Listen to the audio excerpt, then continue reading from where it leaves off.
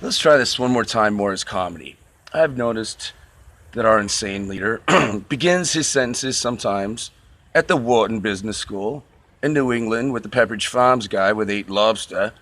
And he went to the Wharton Business School where Edith Wharton taught you to, walk around with a book on your head for excellent elocution. And they studied laissez-faire economics, which basically means I do what I want, you do what you want. And since I'm wonderful, I become a billionaire, you don't. Fuck you. And, he begins the beginning of the sentence at the Wharton Business School. And by the end of the sentence, he wants to put you in a bag down by the river.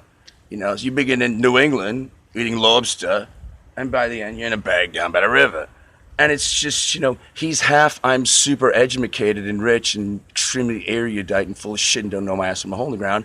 And then he's basically the mobster snake oil salesman president who sold us himself as a product, even though he's a failure as a real estate guy, just sold us himself as the apprentice, licensed that, et cetera, et cetera. And we believed it because we're dumb, and anything you run up the flagpole, we salute.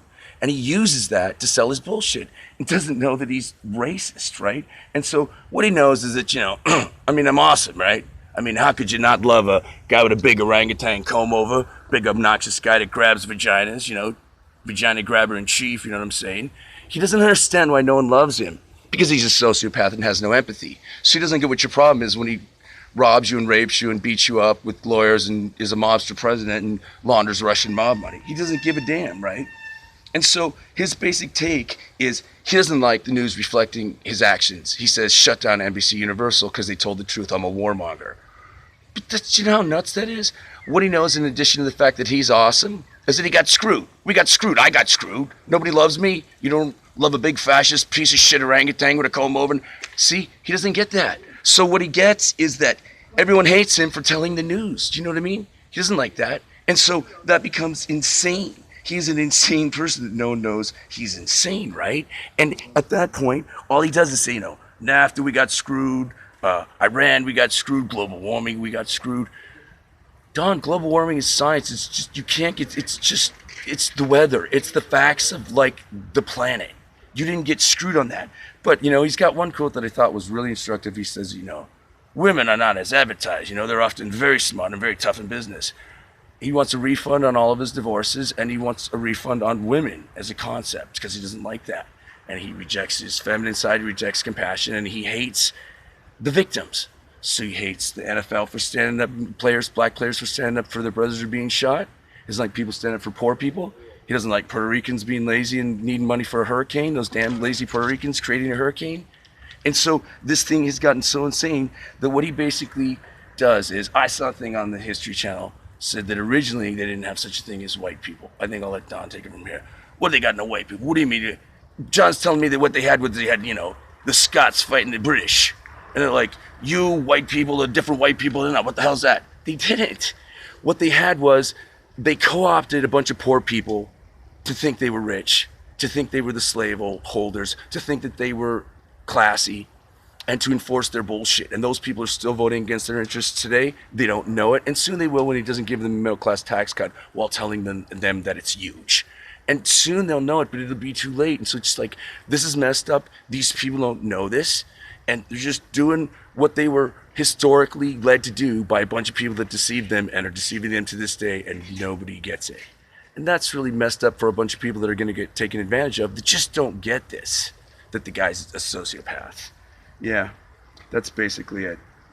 And so what I did trying to get over this was a bunch of people blinded me in my rearview mirror, and I'm sitting there, and I've decided I want to put out a series of comedy products if I make it with my stand-up, and I would like to sell I wear my sunglasses at night so I can see past losers that have bright headlights and blind me in my rearview mirror in my eyes. Oh boy, that was a long one. I wear my sunglasses at night so I can see past losers and so see past the break the law and blind me in my eyes. 2, 3, 4. I'm gonna kill myself. She comes to me. I turn to her and say, don't mess around with the guy in shades. Oh no. Bam, ba-da, bam, bam, ba-da. Don't pull the blade on a guy in shades. Oh no. Bum, bum, ba-da, bum, bum, ba-da. I didn't feel safe back there. That kind of fucked up the end of that take. But yeah, I want to sell a bunch of comedy products. We're gonna have world pizza. Visualize world pizza. Imagine a world where there's a pie in every oven, and everyone gets a piece.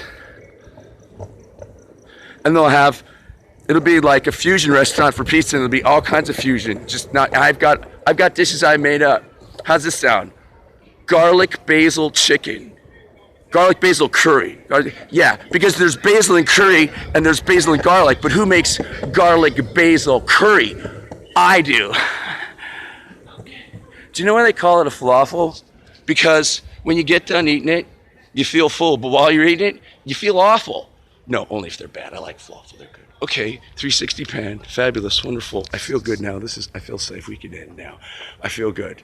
Sociopathy in America, lack of feminine, compassionless paradigm, and just need to grow up, and a crazy president. Okay. Let's do that. We'll put that on the list. We'll put that on our bucket list. A threesome, go to Disneyland, and grow up.